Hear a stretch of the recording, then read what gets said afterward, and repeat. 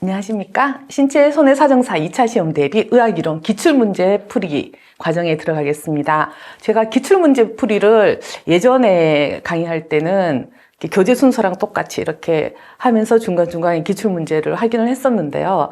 그렇게 하다 보니까 시간의 흐름에 따라서 어떻게 문제가 바뀌고 있는지에 대해서는 약간 이렇게 확인하는 게 어려움이 있어서 저는 이번 작년부터 기출문제 풀이를 시간여행으로 정했어요. 05년도부터 시작해서 2023년까지 해마다 어떤 문제들이 나왔는지, 이제 05년에서 2013년까지는 과거의 신체 손해 사정사가 아니고 3종, 4종 대인이었으니까 그때 3종이나 4종에서 한 2문제, 3문제 이렇게 한 해 2차에서 문제가 같이 나오거든요. 근데 그 문제들까지 다 포함해서 시간의 흐름에 따라서 살펴볼 예정입니다. 그리고 기출문제 풀이에 앞서서 먼저 출제 경향을 한번 분석을 해봤는데요. 먼저 상해 같은 경우에는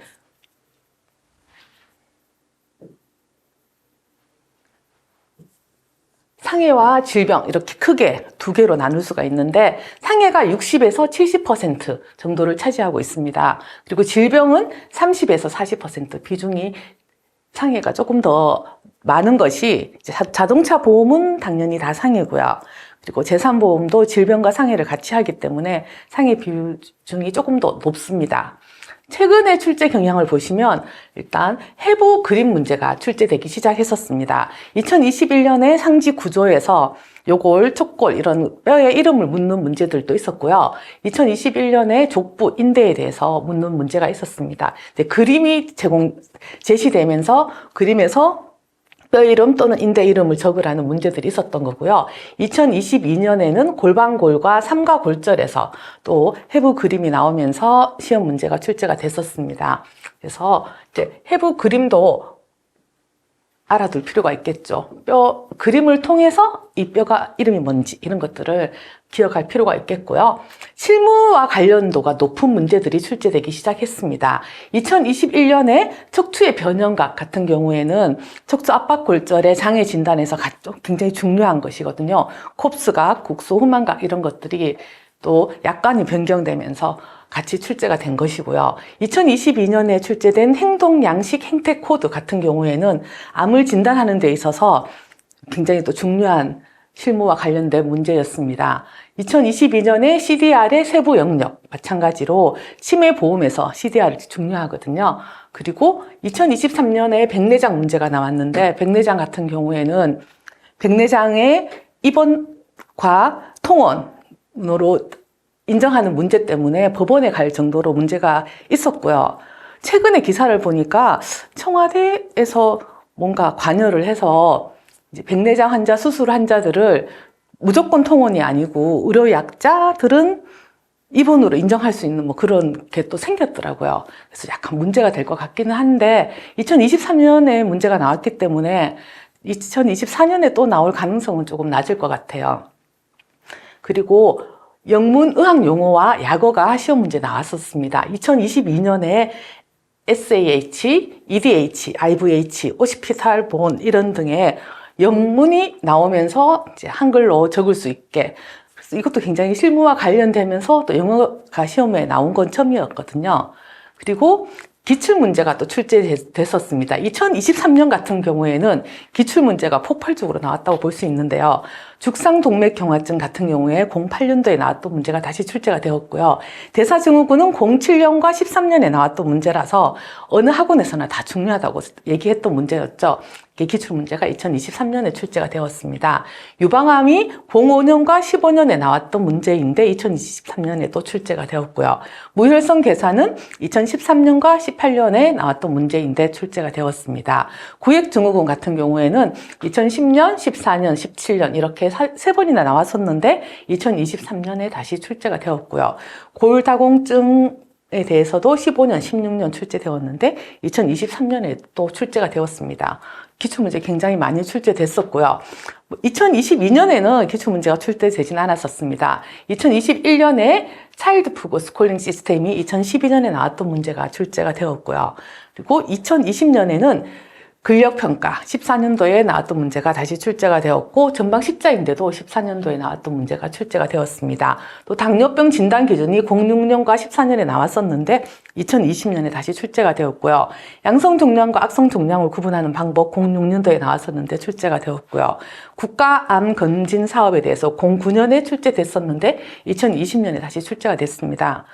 통상 3년 이내에 기출문제가 다시 출제될 가능성은 굉장히 약하지만 2020년 정도는 또 이렇게 다시 한번 봐보는 게 좋을 것 같고요. 2023년에 기출문제가 많이 출제됐었기 때문에 혹시 이 기조가 계속된다면 2024년에도 이번에 같이 알아보는 기출문제에서 출제될 가능성이 또 높지 않을까 생각을 하고요.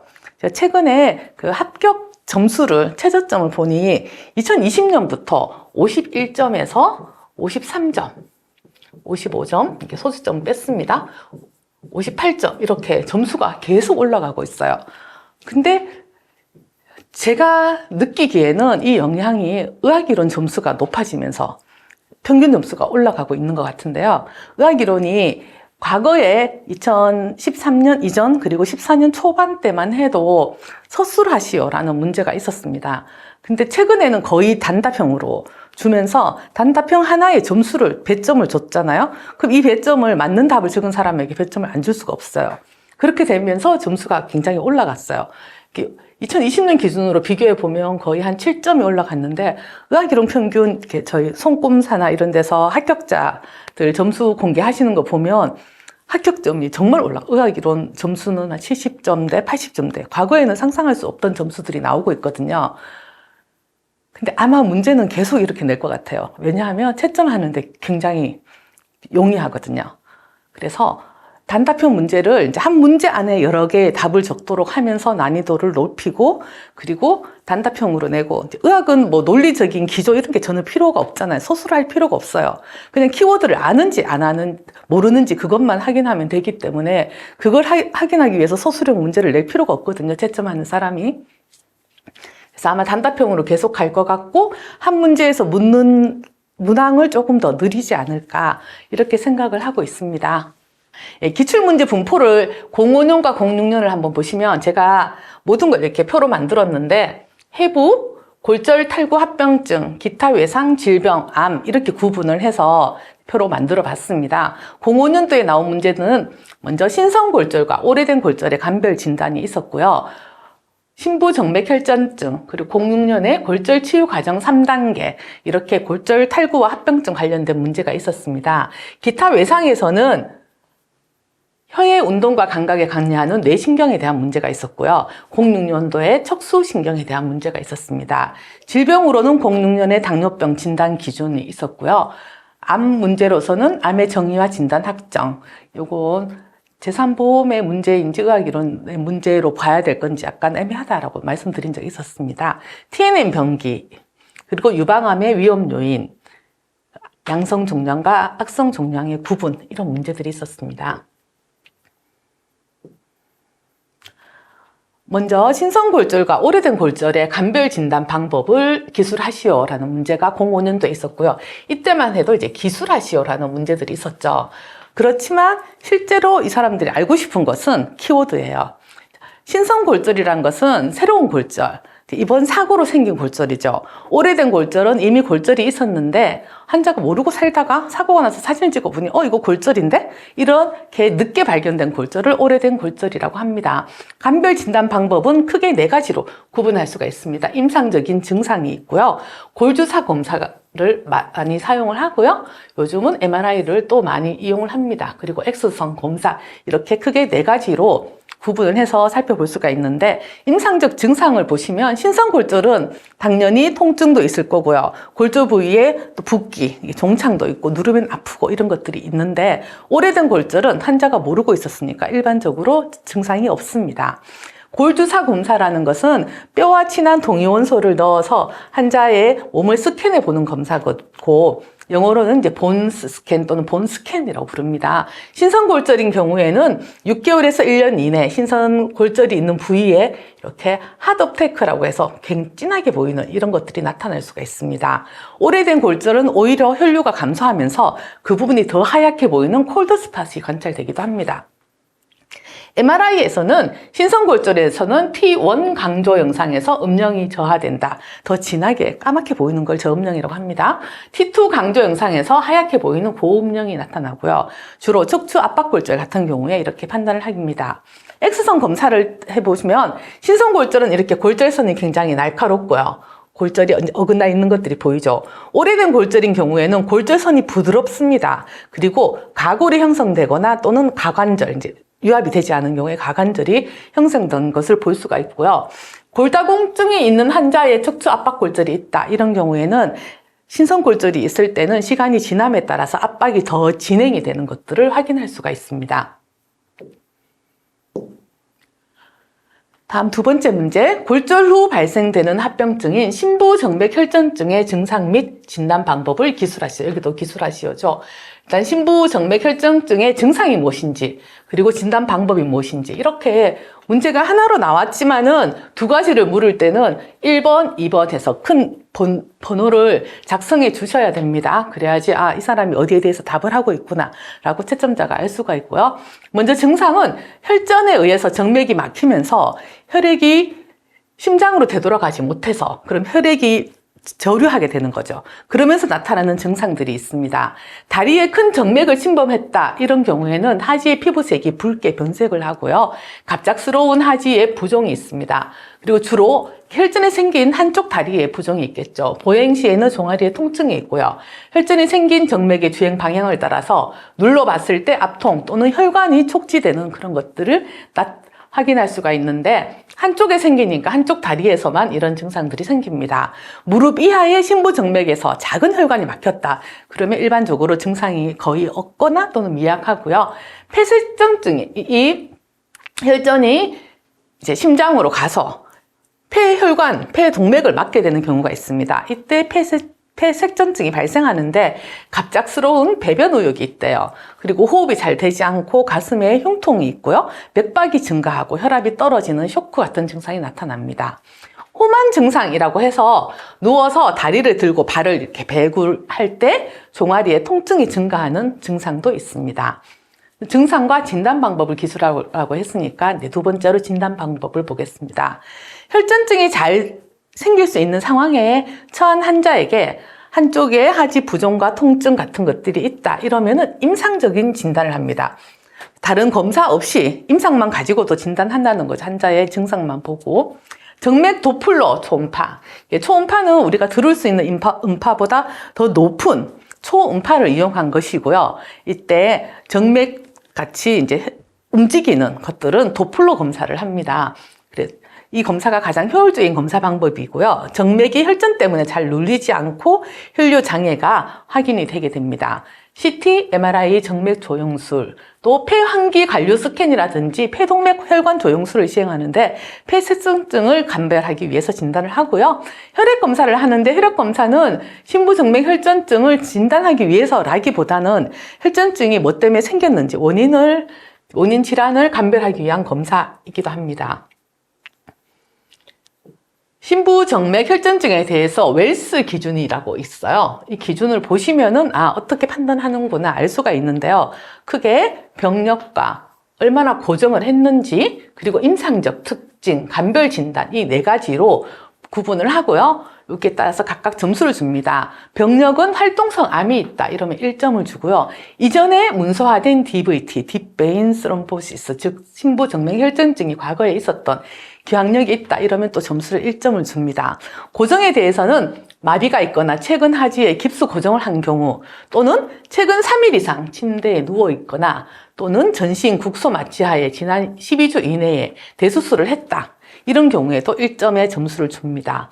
임상적 특징을 봤을 때는 심부정맥계를 따라 국한된 압통이 있으면 1점, 다리 전체에 붓기가 있으면 또 1점, 반대편 다리에 비해 종아리 부종이 3cm 이상 더 크다. 그러면 또 1점. 증상이 있는 다리에만 국한된 함뇨부종. 함뇨부종이라는 것은 그림으로 한번 봤는데요. 눌러보면 들어가잖아요. 이게 다리가 부어있는 상태에서 누르면 들어가는데 손을 뗐을 때도 이게 그대로 유지되는 것을 함뇨부종이라고 합니다. 측부 표면 정맥의 팽창. 정맥류에 의한 것이 아닌데 표면 정맥에 팽창이 있는 경우에도 점수 1점을 주고요. 이 중에서 이제 간별 진단이 다른 진단이 더 우선되거나 또는 DVT와 같은 정도의 수준의 대체 진단이 있다 이러면 마이너스 2점을 줘요. 이렇게 점수를 다 합해서 0점이다. 그러면 심부정맥혈전증 가능성은 낮다라고 보고요. 1에서 2점이면 중간 정도 좀 의심을 해볼 만하다라고 생각을 하고 3점 이상이면 가능성이 높다라고 판단을 하는 것이 이렇게 보면 여기는 다른 검사가 없잖아요. 임상적으로만 보는 그런 판단 방법입니다.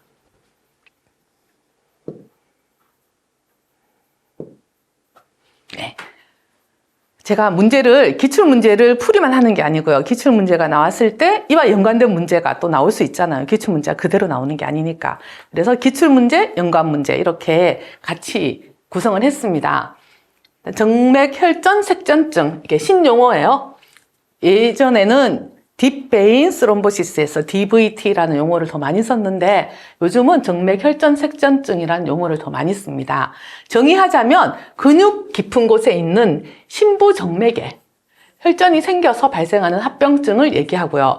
이 떨어져 나온 혈전이 심장으로 들어가는데 우심실을 거쳐서 폐동맥까지 이렇게 흘러가서 폐동맥을 막게 되면은 폐색전증이 발생하게 됩니다. 정맥혈전색전증은 심부정맥혈전증과 폐색전증을 같이 묶어서 보는 개념이라고 생각하시면 되고요. 원인은 일단 혈액순환의 장애와 그렇기 때문에 혈류가 정체되는 것들이 원인이 됩니다. 체내에 혈액 응고 기전에 문제가 생기는 경우가 있죠. 그럼 더 많은 과응고 반응이 생기게 됩니다. 수상이라든지 수술로 인해서 혈액 응고 기전에 변화가 생기는 경우에 또 원인이 되고요. 혈관 안에 있는 벽이 3개가 있는데 내벽, 중벽, 바깥벽이 있는데 안쪽 벽인 혈관 내벽에 손상이 있는 경우 이런 것들이 정맥혈전색전증의 원인이 됩니다. 위험인자는 어떤 질병이든지 위험인자는 굉장히 중요해요. 시험 문제 자주 나오거든요. 먼저 나이가 60세 이상인 경우 위험이 높아지고요. 장기간 부동 자세로 있는 경우 이제 장거리 비행 여행 같은 데서 이코노미 증후군이라고 해서 아주 좁은 공간에서 다리를 계속 굽히고 이렇게 있는 경우에 위험이 높아지고요. 관련된 수술과 시술이 있습니다. 정형외과나 복부, 신경계 같은 수술은 오랜 시간 누워있게 되겠죠. 또 침습적으로 정맥혈관에 시술을 하는 경우, 중십정맥관 삽입술, 수혈 이런 경우의 위험이 높아집니다. 대골절이라고 해서 큰 뼈의 골절인데요. 골반이나 대퇴골, 경골 같은 골절 또는 척수 손상 이런 경우에 위험이 높아집니다. 혈액 응고가 잘 되는 관련 질환이 있어요. 항인지질 증후군이라든지 루푸스, 염증성 대장 질환, 혈액 과응고 유전 질환, 악성 종양, 급성 중증 내과 질환 같은 경우도 위험인자가 되고요. 그 외에 탈수, 수분이 너무 부족하거나 흡연, 에스트로겐 같은 호르몬 요법을 장기간 사용하거나 경구 피임약 복용, 유산이나 분만 후 하지 정맥류 기항증이 있는 경우 이런 경우에 위험이 높아집니다. 치료는 어떻게 하느냐? 일단 치료의 주된 목적은 폐색전증과 만성 정맥 허혈을 예방하는 것이 목적이 되겠습니다. 혈전증에 대한 치료와 정맥압을 낮추는 치료를 같이 해줘야 되고요. 부어있는 다리는 심장보다 높이 올려서 이제 압을 낮춰주면서 압박 스타킹을 작용해 줍니다. 항응고제로 헤파린이나 와파린 같은 항응고제를 투여를 하는데 또 이러면 출혈 경향이 있게 되죠. 그래서 주기적으로 혈액 응고 시간을 체크를 해줘야 됩니다. 심한 경우에는 혈전을 직접 혈관에 들어가서 제거하는 혈전 제거술이라든지 혈전을 용해하는 액체를 넣는 혈전 용해술 같은 중재 시술을 하게 됩니다. 또 하대 정맥 필터 삽입술이라는 게 있는데요. 심부 정맥 혈전이 생겼는데 이 정맥이 들어가서 심장까지 진입하지 않게 이 아래쪽에 있는 하대 정맥, 이 하대 정맥에다가 필터를 이렇게 삽입을 해주는 거예요. 그러면 혈전이 심장까지 가진 않게 되겠죠. 이런 것이 하대 정맥 필터 삽입술입니다. 생길 수 있는 합병증으로서는 폐색전증이 있고요. 항응고제를 사용했을 때 출혈 경향이 높아지면서 생길 수 있는 합병증이 있어요. 머리에 뇌출혈이라든지 복강 뇌출혈, 또 쉽게 멍이 들거나 약제 과민성, 혈소판 감소증 이런 것들이 생길 수 있습니다. 네, 폐색전증은 또 하나로 별도로 한번 살펴볼 텐데요. 정의는 여러 번 봤지만 심부정맥 혈전이 떨어져 나가 우심방과 우심실을 거쳐서 폐동맥으로 흘러가서 폐동맥을 막는 경우에 발생하는 합병증이고요. 증상도 앞에서 살펴봤는데요. 갑작스러운 배변 의욕, 빠른 호흡, 호흡곤란, 가슴 통증, 맥박수는 증가하고 혈압은 하강하고 쇼크, 족부 배굴 시 통증 증가, 호만 증상이죠. 이런 것들이 나타날 수가 있다는 것이고요. 진단하는 방법은 정맥 도플러 초음파를 하고 나선형 전산화 단층 촬영, 폐환기 관료 스캔과 폐동맥 혈관 조영술은 중요한 검사 방법이 되겠습니다. 또 심전도나 심초음파 같은 검사를 하는데 이건 폐색전증을 진단하기 위한 검사라기보다는 심장 문제와 구분하기 위해서 하는 검사가 되겠고요. 혈전증의 원인 질환 감별을 위한 혈액 검사도 시행하게 됩니다.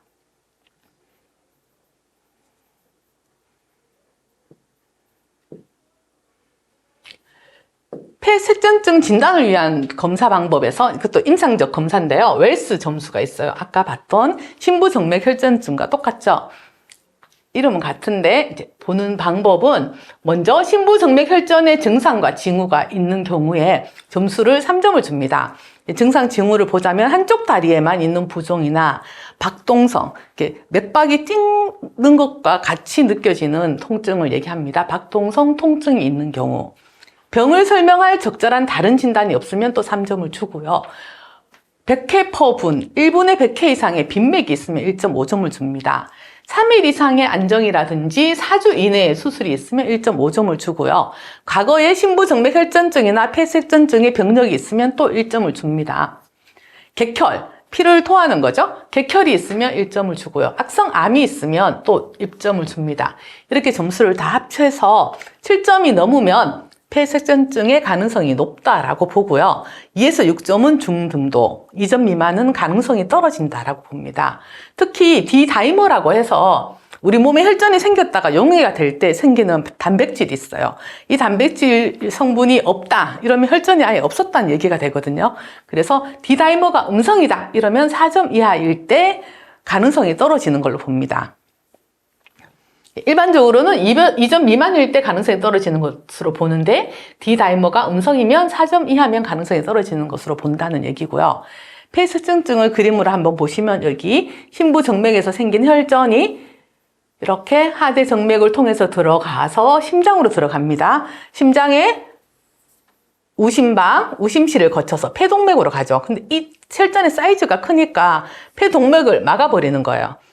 이제 지방색전증은 지방세포 사이즈가 작기 때문에 이걸 다 통과해서 온몸으로 다 갈 수가 있는데 폐색전증 같은 경우에는 혈전 사이즈가 크니까 폐동맥에서 막혀버리는 거예요. 그러면서 여기에서 이제 폐에서 생기는 어떤 호흡 곤란이나 이런 빈맥이나 이런 문제들이 생기게 되는 것입니다.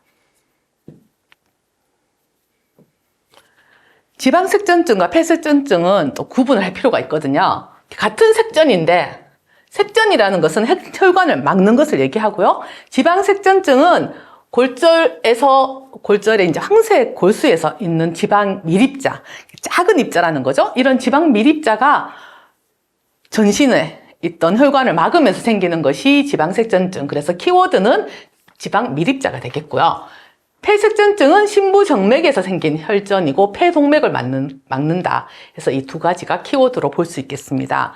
지방색전증은 잠복기가 12에서 72시간인데 주로 24시간 이내에 나타나는 급성기 합병증이 되겠고요. 폐색전증은 대체로 3일 이상 경과하고 나타나는 합병증이 되겠습니다. 지방색전증에서 혈압은 정상인데 폐색전증에서는 혈압이 떨어지고 쇼크 같은 증상이 나타나고요. 맥박은 둘 다 올라갑니다. 지방색전증은 열이 나고요. 호흡곤란은 둘 다 있어요. 폐색전증에서는 객혈 같은 것들로 또 나타나기도 합니다. 지방색전증은 이 지방 밀입자가 뇌를 막을 수도 있잖아요. 그러면 전신 증상으로서 두통, 불안, 혼돈, 혼수 이런 것들이 나타날 수가 있어요. 또 지방색전증의 기타 증상에서 점상출혈이라고 해서 애가부, 이제 겨드랑이죠. 아니면 흉부, 경부, 결막 이런 데에 점상출혈이 잘 생기고요. 신장에 문제가 생기기도 합니다. 폐색전증은 갑작스러운 배변 의욕이 특징적인 증상이고요. 배구를 했을 때 통증이 증가하는 그런 증상들이 있습니다. 과거에는 문제가 이렇게 어떤 환자의 증상을 확 주어주고 진단이 가장 의심되는 진단은 이런 문제들이 있었거든요. 그리고 골절합병증은 충분히 이런 문제들이 계속 나올 수 있기 때문에 구분해서 보실 필요가 있고, 다른 것보다 지방색전증과 폐색전증이 약간 헷갈릴 수가 있거든요. 둘 다 이게 증상이 호흡 곤란과 분맥 이런 것들이 공통되기 때문에 헷갈릴 수 있으니까 딱 구분을 할 수 있는 키워드와 증상 발현 시간, 또 점상 출혈, 배변 의욕 이런 것들을 딱 기억을 하셔서 문제가 나왔을 때 정확한 답을 적으실 수 있도록 하시면 되겠습니다. 세 번째 문제는 뇌신경에 대한 문제였습니다. 뇌신경 중에 혀의 감각과 운동에 강요되는 뇌신경들을 열거하고 그 기능을 간략히 기술하시오 라는 문제고요. 혀의 감각에 관여하는 신경은 일단 혀 전방 3분의 2의 미각을 관여하는 것이 안면신경입니다. 7번 뇌신경이고요. 그 뒤쪽에 미각에 관여하는 것이 설인신경입니다. 9번 뇌신경입니다. 혀의 운동에 관여하는 신경은 12번 설하신경이고요. 설근을 지배해서 혀의 운동에 관여를 합니다. 그러면 요렇게 적어주시면 되겠습니다.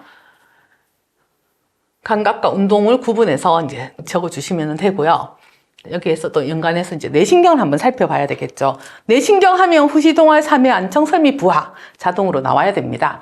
뇌신경은 어디서 나오는지 앞에서부터 순서대로 후, 시, 동, 활, 삼, 외, 안, 청, 설, 미, 부하 이렇게 설, 미, 부하 이렇게 순서가 이렇게 나오는 순서대로 이름을 다 번호를 매긴 거고요. 그 역할에 따라서 후시, 동활, 삼회, 안청 이렇게 이름을 정한 것이죠. 먼저 후신경을 보시면은 냄새를 맡는 기능을 합니다.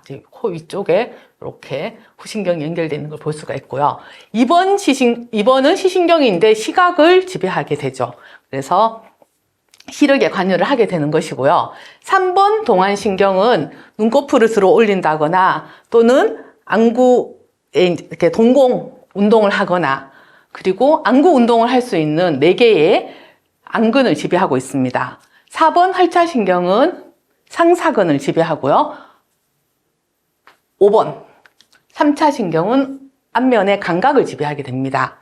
그리고 6번 외전신경은 외전근, 안구를 바깥으로 돌리는 그런 역할을 하는 것이고요. 7번 안면신경은 얼굴 안면의 근육의 운동과 또 혀의 앞 3분의 2의 미각에 관여를 한다고 했죠. 그리고 눈물샘의 분비 이런 것들에 관여를 합니다.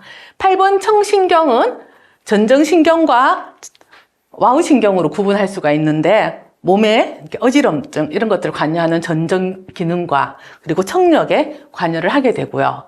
설린신경은 혀의 뒤쪽 3분의 1의 미각에 관여를 하고요. 10번 미주신경은 뇌신경 중에서 가장 큰 신경인데 장기의 운동, 또 심장의 자율적인 운동 이런 것들에 다 지배를 합니다. 11번 부신경은 흉쇄유돌근에 목을 돌리고 하는 그 운동을 하고 있고요. 12번 설하신경은 혀의 운동에 관여를 합니다.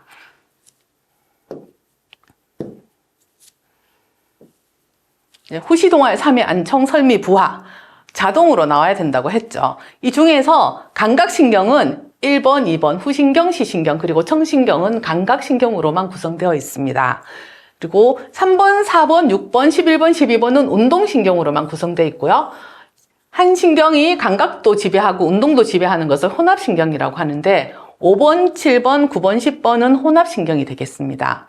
그리고 어디서 시작되느냐 또 중요하겠죠. 1번, 2번은 간내에서 시작이 되고요. 3번, 4번은 중내, 그리고 5, 6, 7, 8은 교, 9, 10, 11, 12는 연수입니다. 중학교 연수, 중내 교 연수가 뇌간이라고 하죠. 뇌간에서 거의 뇌신경을 지배를 한다고 보시면 되겠습니다. 제가 기본 강의 때도 이런 그림으로 설명을 한 적이 있는데요. 어느 신경이 어떤 기능을 하는지 좀 헷갈릴 때 이렇게 그림으로 1번 후신경, 2번 시신경, 3번 동안신경, 4번 외전신경, 5번 3차 신경, 6번 외전신경, 4번 제가 활차신경이라고 했나요? 잘못 말한 것 같아요. 4번 활차신경, 6번 외전신경, 7번 안면신경, 8번 청신경 이렇게 요 그림 보시고 각각 따라서 딱 그려보시면 머리에 딱 들어올 것 같아요. 11번 부신경, 10번은 미주신경이죠. 12번 설화신경. 이렇게 후시동활, 삼해안청, 설미부화 기억하시고 그림도 기억하시고요. 이게 어떤 식으로 문제가 나올지 모르겠지만 뇌신경은 시험 문제 내기도 정말 좋고요. 채점하기도 좋고 그래서 꼭 알아두실 필요가 있습니다.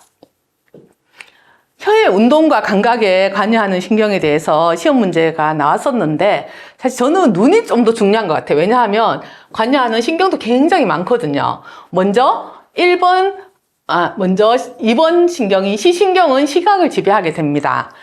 동안신경 3번 신경이죠. 안검을 들어 올리고 또 동공수축, 수정체를 조절하는 기능도 하고요. 우리 눈을 움직이는 게 눈이 이렇게 위로도 움직이고 밑으로도 움직이고 비스듬하게도 움직이고 이렇게 다 움직일 수 있게 하는 근육이 6개가 있는데 이 6개 안근이라고 합니다. 눈의 근육이라고 해서 이 안근을 지배하는 것 중에서 상사근과 외직근 2개를 제외한 나머지 4개의 안근을 동안신경에서 지배를 합니다. 위로 올리는 상직근, 아래로 내리는 하직근, 그리고 아래로 비스듬하게 하는 하사근, 안쪽으로 움직이는 내직근 이런 것들이 다 동안신경에서 지배하는 것입니다. 나머지 활차신경은 상사근을 지배하고요. 이게 도르래 모양으로 이렇게 걸려 있거든요. 이걸 활차라고 합니다. 그래서 활차신경이라고 부르고요. 3차 신경은 3개의 분지가 있는데 그 중에서 눈으로 나가는 안분지에서 눈의 감각을 담당을 하게 됩니다. 외전신경은 외직근, 바깥으로 움직이는 외직근을 지배하게 되고요. 안면신경에서는 누액을 분비하니까 눈의 운동에 관여하는 것이 되겠죠. 이렇게 6개 신경에 대해서 잘 기억을 해 두시기 바랍니다. 그 다음 약간 긴데 계속 할게요. 암의 정의와 진단 확정에 대해 기술하시오라는 문제가 05년도에 있었습니다. 암을 정의를 하자면 종양 중에서 세포의 유전자의 변화가 일어나서 세포가 비정상적으로, 유전자 변이죠. 비정상적으로 변하여 불완전하게 성숙하고 또 과다하게 증식합니다. 주위 조직으로 침륜하는 것을 암, 캔서라고 정의합니다. 암은 억제가 되지 않는 세포의 증식으로 주위 조직의 장기에 침입하고 이들을 파괴할 뿐 아니라 다른 장기로 퍼져갈 수 있다. 전이죠. 전이할 수 있는 특징까지 있습니다. 암의 진단 확정은 해부병리 전문의사 또는 임상병리 전문의사 자격증을 가진 자에 의해서 내려져야 합니다. 조직 검사를 하거나 아니면 작은 바늘로 하는 미세침 흡입 검사를 하거나 아니면 혈액 검사 이런 것들을 통해서 채취한 조직을 현미경 소견으로 봅니다. 그래서 암세포가 가지는 특징이 있는지 보는 것을 기초로 해야 되고요. 이렇게 병리학적 진단이 불가능한 경우가 있어요. 그래서 이럴 때만 임상학적 진단이 그 암의 증거로 인정되는데 이 경우에는 보험 대상자가 암으로 진단 또는 치료를 받고 있다는 걸 증명할 만한 의사가 작성한 문서화된 기록이 있어야 한다라는 것으로서 약관에 나오는 내용입니다. 이렇게 기억을 하시고요. 잠깐 쉬겠습니다.